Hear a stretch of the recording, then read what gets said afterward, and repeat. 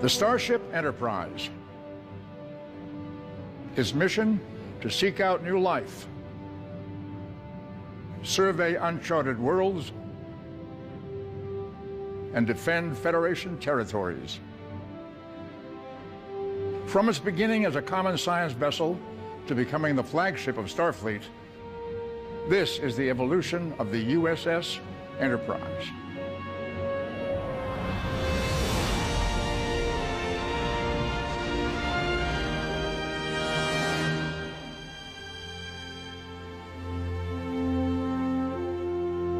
The Enterprise NX-01 was the first Earth starship with a human-built propulsion system. It was a new generation of starship, meant for long-term space travel and exploration. The NX-01 is basically an experiment. Christened the Enterprise. Actually, it's the very first ship to be called Enterprise. Its whole purpose was to explore the unknown, go places where humans have never gone before.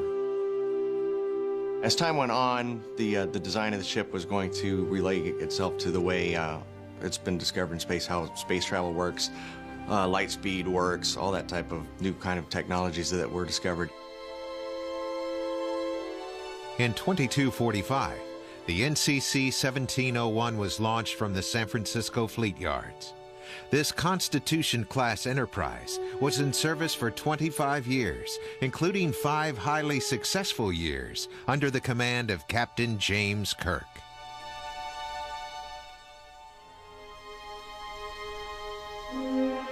Following a quarter-century of service to Starfleet, the Enterprise was called into dry dock to be given a complete upgrade of all its major systems.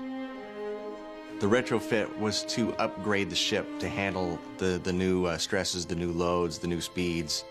The old cylindrical nacelles on the ship were replaced, as were the nacelle struts. This allowed for a newer aerodynamic design.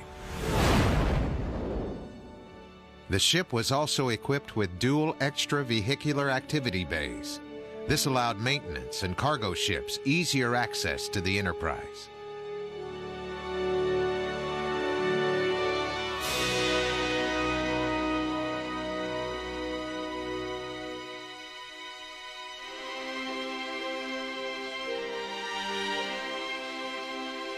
After many months in dry dock for refit, the Enterprise was put back in service. It was now one of the most recognized and respected ships in the Federation.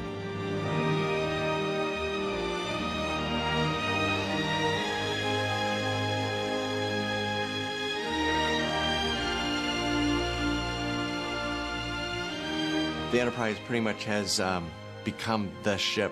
Being so, it's always the challenge of alien forces to take it down. It'd be the gold mark for any race to take that ship down, claim victory. The Enterprise under attack from the Reliant and Khan's crew, the shields weren't up. They were not ready for an attack. And so when the surprise attack took place, they were hitting all their vital areas, pretty much making them helpless. After the Enterprise encountered the Reliant and sustained its heavy damage, its first point of origin was to go to the space dock and get repairs. In that time, Captain Kirk has to commandeer the ship to steal it to get Spock back to his homeworld. The ship had not been fixed, it hadn't been repaired. It left home never to come back. When it encountered the Klingons, they pretty much had a field day on the ship. They had the cloaking device, all kinds of technologies that that ship in that particular state was not ready to handle. Following a costly encounter with a Klingon bird of prey, the NCC 1701 was given its self-destruct command. This resulted in the complete destruction of the Enterprise.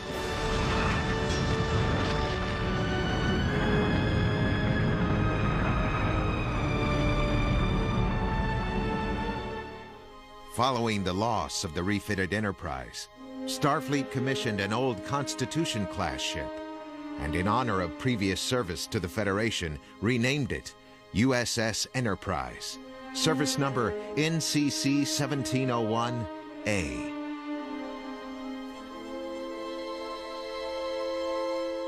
It was the end of the era for that Constitution-style class of ship.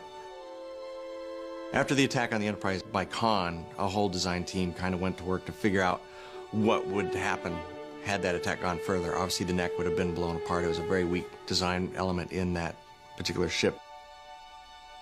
When it came time to recommission an Enterprise B, the Excelsior was the obvious choice because it's the strongest of the Federation ships. Design changes led to the Excelsior-class vessels to have a more durable neck. The nacelles had been set to a lower profile, and the struts were closer to the body. It was given a more compact design to keep the limbs of the ship from being a focus of an enemy during an attack.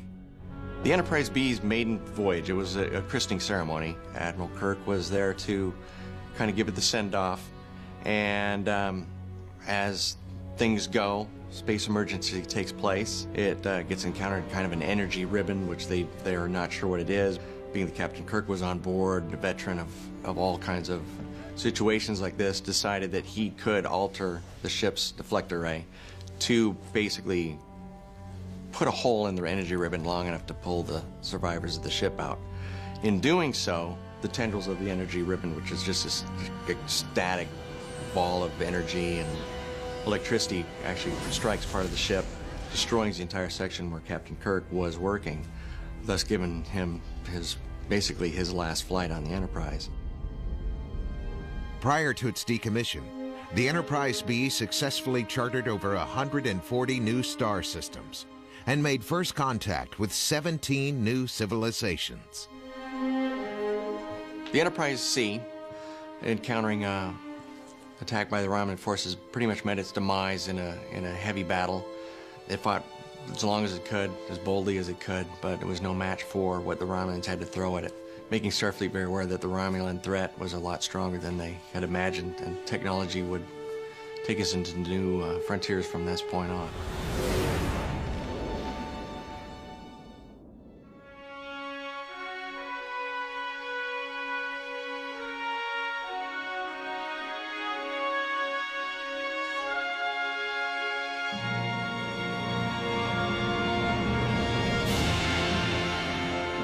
The Galaxy-class starship was the new design, which would carry the name Enterprise. Now the flagship of the Federation, its size was unmatched in Starfleet. The purpose of this ship was more taking out of the battleship mode and putting it more into a family in space. What they wanted to have is communities. The ship was designed to stay in space much longer than previous Enterprise designs. The immense size of the Enterprise D allowed approximately 1,016 officers, enlisted crewmen, and civilians on board. The Galaxy-class Enterprise had the most advanced warp core in the fleet at the time. It could sustain a warp speed of 9.6 for 12 consecutive hours. As the science of warp speed kind of advances in the Star Trek universe, the ships also change as they go along. If you look at the ships on a profile point of view from the original to the D, the original Enterprise, you see the nacelles are higher than the saucer, and as the ships progress in design, they actually go lower to the point where they're parallel with the saucer to the point with the D where they're below the saucer. The purpose of this is all with the new aesthetic design of longer space travel and the way aerodynamic warp factors go into play. The Enterprise D had a new phaser design. It had multiple strips positioned on its hull, which allowed the phasers to move independently toward different targets. It also had 2 photon torpedo bays located on the ship. Each bay had the ability to fire 10 torpedoes simultaneously, and each torpedo could also be given its own individual target.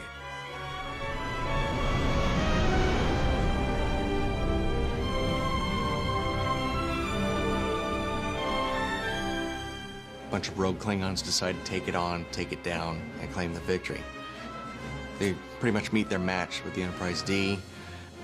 The battle takes place, they take out the Klingons, but in doing so, they've damaged their own ship to the point where it's unrecoverable. They have to separate the saucer from the body, let the body go to waste, evacuate the crew to the saucer. The ship had to go down, it had to crash. There was no other way to keep in space. It was losing its orbit, it would have burnt up had they not been able to get down. As smooth as you could get it in was the way that everyone was able to survive.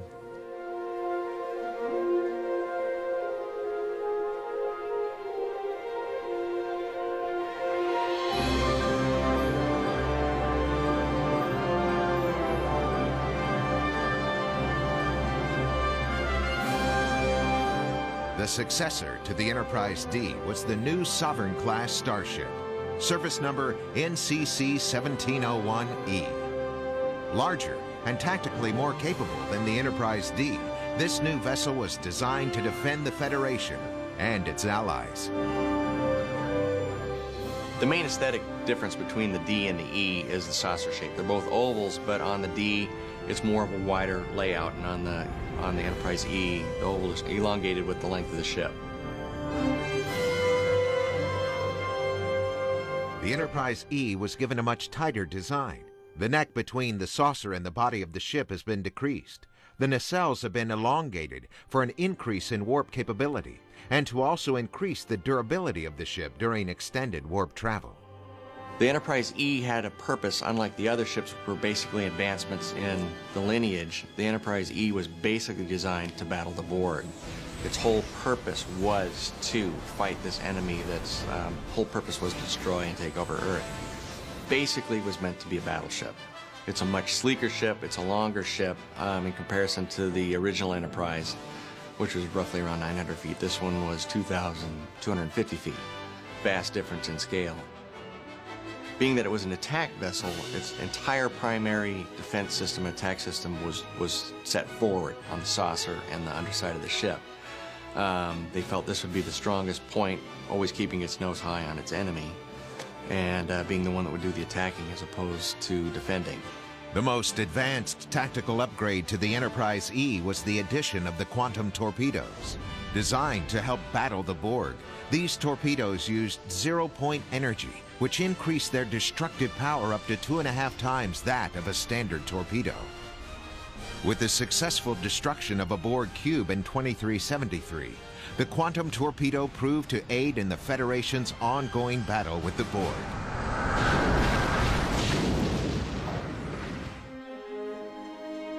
During a hostile encounter with the Riemann vessel Scimitar, the Enterprise, under the command of Captain Jean-Luc Picard, collides with the enemy ship, crippling the Scimitar and severely damaging the Enterprise E.